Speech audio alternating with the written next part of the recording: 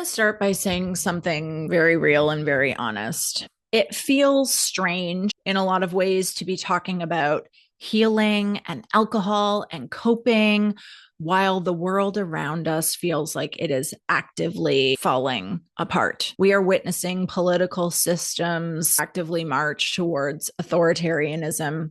We are witnessing state sanctioned violence against citizens, and not just violence, but murder. We are living inside late stage capitalism, climate collapse, and nonstop bad news. So, yeah, talking about sobriety in the middle of this can feel perhaps a bit frivolous. Here's the truth: all of these things are connected. The more chaotic the world becomes, the more sense it makes that so many of us are then reaching for relief wherever we can find it. And for a lot of people, that relief comes in the form of alcohol. And that is especially true for women because women have a greater tendency to reach for alcohol in times of stress. It's not because we're weak. It's not because there's anything wrong with us. It's because we're human. It's because alcohol has become normalized, is everywhere. It's socially and culturally accepted and encouraged. And because we're all in a state of overwhelm and uncertainty,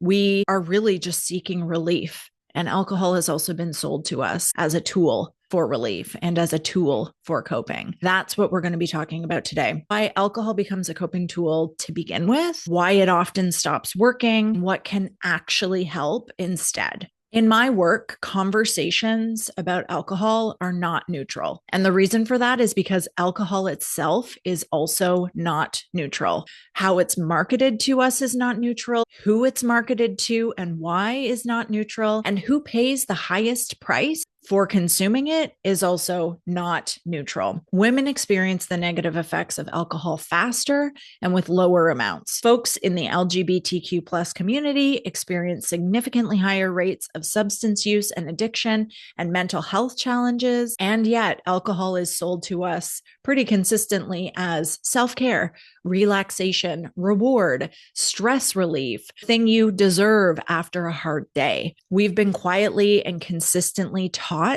that alcohol is an acceptable and even encouraged way to cope.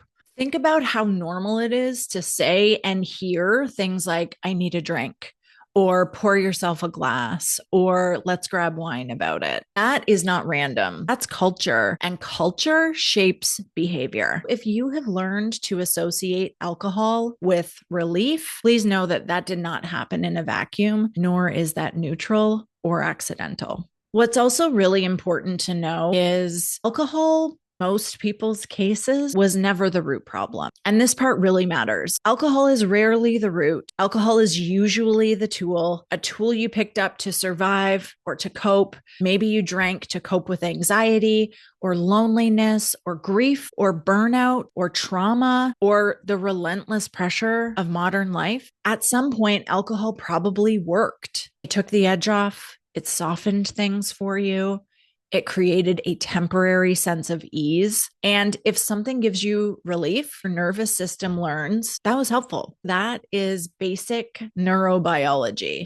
But here's where things shift. Over time, the same tool starts to cost more than it gives. The relief window gets shorter. You need more alcohol to get the same effect. And the consequences start getting louder, whether that's brain fog or anxiety the next day, or shame or disappointment or broken promises to yourself, that quiet sense of this isn't who I want to be, not because you're bad, but because the tool that once helped you to cope is no longer helping you to live. I hear this pattern constantly from clients. Things like, I don't even enjoy it that much anymore. I don't know why I keep doing this. I keep saying that I will stop and then I don't.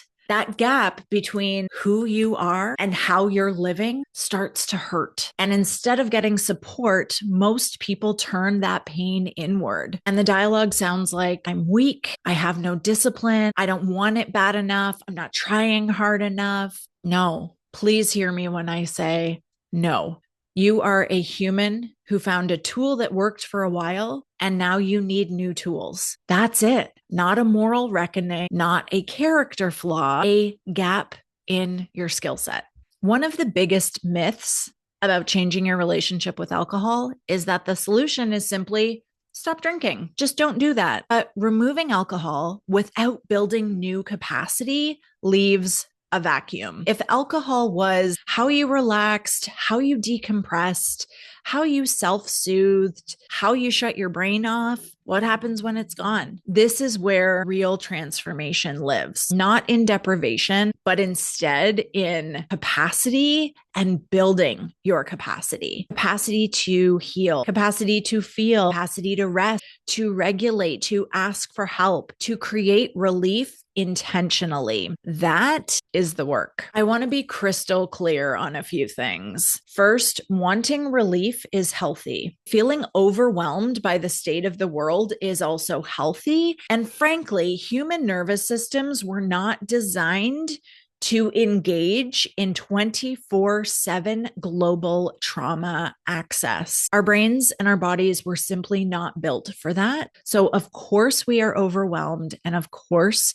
we are seeking relief. The goal is to learn ways to create relief that don't rely on something like alcohol, which also slowly destroys your relationship with yourself. So let's talk about tools. In my coaching practice, I take a very tools-based approach with all of my clients because I want to equip them with things that are actually going to help them feel different, feel better, and create ease in their lives. Tools are not designed to be magical fixes, but they are there as options. You don't need to use all of them. You need a few of them that work for you. The first tool I want to talk about is breath-based regulation. What I would love to invite you to try is inhaling for 5 counts, holding for 5 counts, and exhaling for 7 counts. The longer exhales tell your nervous system that you are safe. Try doing this for 3 to 5 minutes and notice how you feel. The second tool I want to talk about is EFT or tapping. Gently tap on the side of your hand, on your collarbone, or under your eyes while saying things like, even though I feel stress, I also accept myself. Say this on repeat.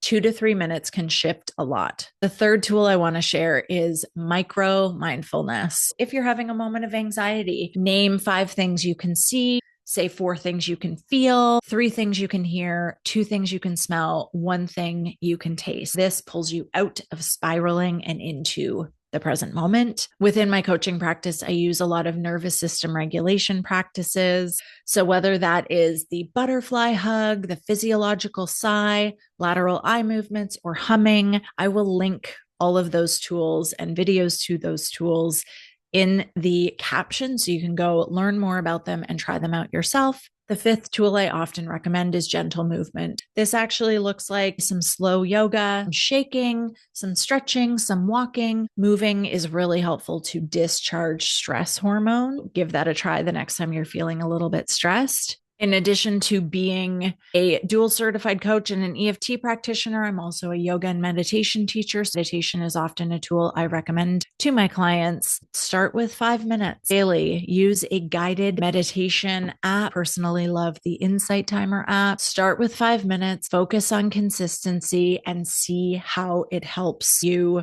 with stress, overwhelm, and anxiety. All of these tools have something in common. They create relief without asking you to abandon yourself. Relief becomes something that you can access anywhere, anytime, not something that you are waiting on an external source like alcohol to give you. That is power. That is agency. That is self-trust. If this video is resonating and you're realizing perhaps you've been leaning too heavily on alcohol as a coping tool, I really need you to hear this. You're not broken. You don't need to hit rock bottom. You don't need to label yourself as anything. Perhaps what you need is a little bit of support. Also to know that you deserve some support. The world is a lot right now. And if you know that you would like to be coping differently and in healthier ways, you don't know how to get alcohol out of the way so that you can actually do that, we should have a conversation. In my private practice, I provide coaching and support for women and the LGBTQ plus community who want to explore their relationship with alcohol, build coping capacity, and create